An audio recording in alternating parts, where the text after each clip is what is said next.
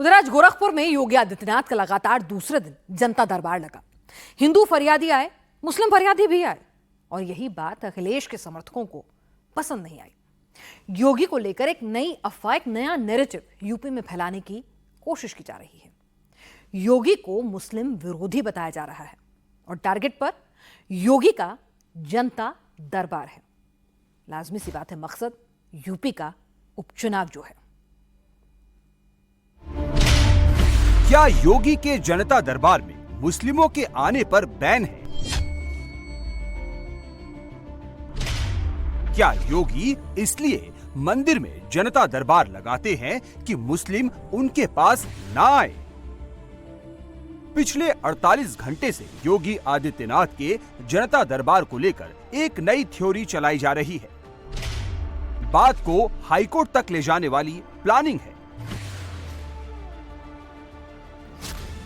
सवाल है कि योगी का जनता दरबार कैसे लगता है?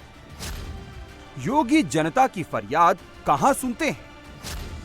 योगी के जनता दरबार में जाने का ड्रेस कोड क्या है? क्या योगी जाति और धर्म को देखकर इंसाफ करते हैं?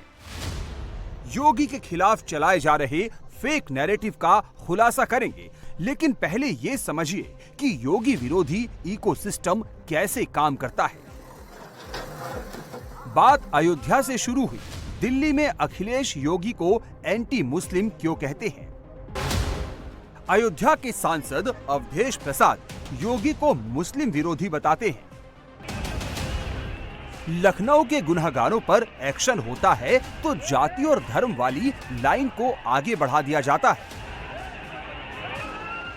जब पुलिस ने सूची दी सब नामों की, तो आखिरकार मुख्यमंत्री जी ने केवल यादव और मुस्लिम का नाम क्यों पढ़ा? सोशल मीडिया में खुद को मुलायमवादी बताने वाले शख्स की टाइमलाइन देखिए। पहला ट्वीट, क्या योगी के जनता दरबार में मुस्लिमों के आने पर बैन है? कोशिश की गई, संविधान का हवाला दिया गया, हाईकोर्ट से संज्ञान लेने की अपील की गई। 24 घंटे बाद एक बार फिर मुलायमवादी ने ट्वीट किया। इस बार वाला ट्वीट 4 अगस्त वाले ट्वीट की फुल कॉपी थी। इसमें भी यही बात लिखी गई जो पिछले ट्वीट में थी। अचानक योगी के जनता दरबार को लेकर समाजवादी पार्टी से जुड़े लोग एक्शन में क्यों आ गए हैं? क्या इसकी वजह चुनाव है? अफवाह गैंग ने 2024 के लोकसभा चुनाव में ऐसी खबरों को चलाकर चुनावी समीकरण बदला। अब उपचुनाव से पहले अफवाह गैंग फिर एक्टिव है। योगी के खिलाफ जो झूठ चलाया जा रहा है उसकी हकीकत देखिए। योगी के जनता दरबार की ऐसी एक नहीं, सैकड़ों फोटोज भरी पड़ी है। हर बार मुस्लिम महिलाओं की तस्वीरें सामने आती हैं।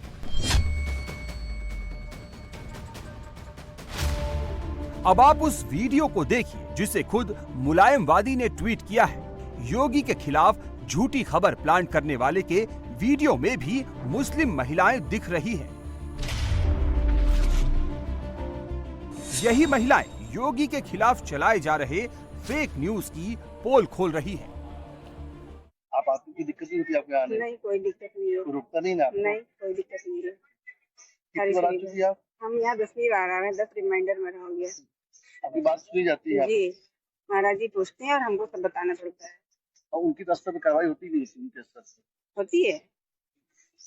कभी कोई रोका नहीं ना आपको? जो मुस्लिम है या नहीं नहीं, ऐसी कोई बात नहीं है।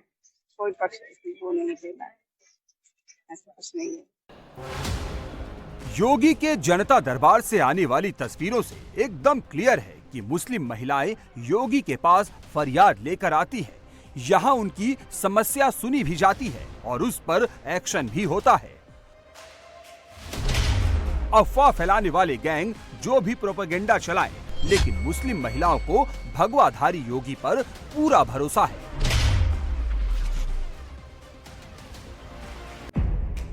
अब आपको बताते हैं कि योगी दरबार में क्या होता है।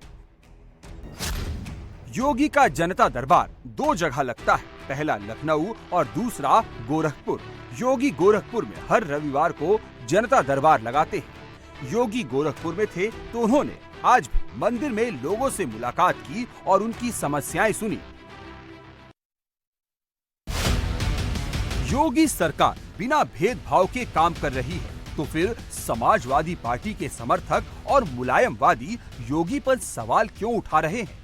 दरअसल पूरा मामला यूपी में होने वाले विधानसभा उपचुनाव का है। यूपी में 10 सीटों पर इलेक्शन होने वाला है। इन सीटों में 5 पर समाजवादी पार्टी और 3 पर बीजेपी, 1 पर निषाद पार्टी और 1 पर आरएलडी का कब्जा था। इन चुनावों में 5 सीटें ऐसी हैं जहां मुस्लिम फैक्टर निर्णायक साबित होगा। इस बार विधानसभा के उपचुनाव में बहुजन समाज पार्टी भी उतर रही है।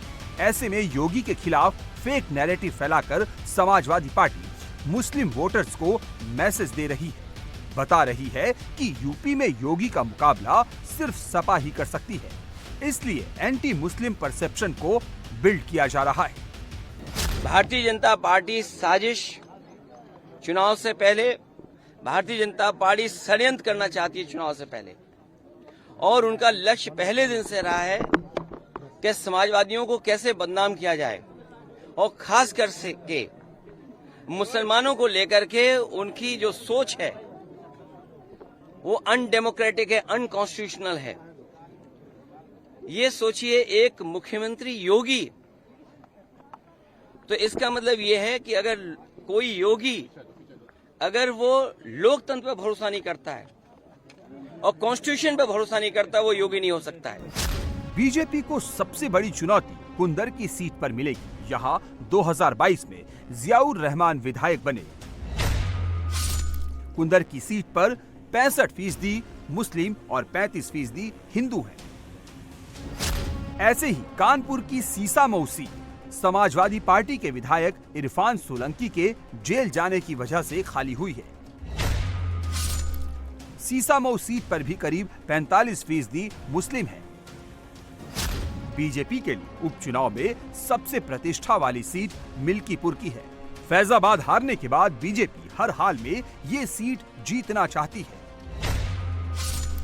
मिल्कीपुर सीट पर 65,000 से ज्यादा यादव मतदाता हैं। इसके बाद पासी 60,000, मुस्लिम 35,000 के करीब है। सपा यहाँ MY के साथ साथ P यानी पासी कॉम्बिनेशन को बनाकर चुनाव जीतने की कोशिश में है। मीरापुर सीट से विधायक चंदन चौहान के सांसद बनने के बाद मीरापुर की सीट भी बीजेपी के लिए मुश्किल सीटों में से एक है। मीरापुर विधानसभा सीट पर 1 लाख से ज्यादा मुस्लिम मतदाता है, जबकि 50,000 से ज्यादा SC वोटर हैं। 2024 के चुनाव में सपा को मुस्लिम और दलित वोट खूब मिले। इस बार भी अखिलेश को भरोसा है कि ये जातियां सपा को ही वोट कर सकती हैं। बीजेपी को करहल सीट से भी कड़ी चुनौती मिलेगी। यहाँ 1.25 लाख यादव और 18,000 मुस्लिम हैं।